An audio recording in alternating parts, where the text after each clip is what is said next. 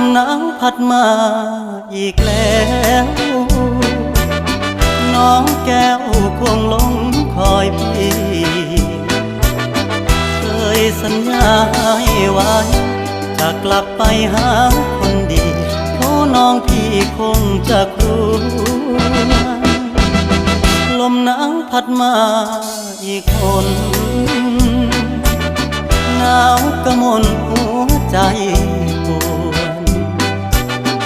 ยามหนาวมาห่างน้องเจ้าคงมองและรำครวญลมหนาวจะหวนกลับไปฟ้าเอ่ยโปรดเห็น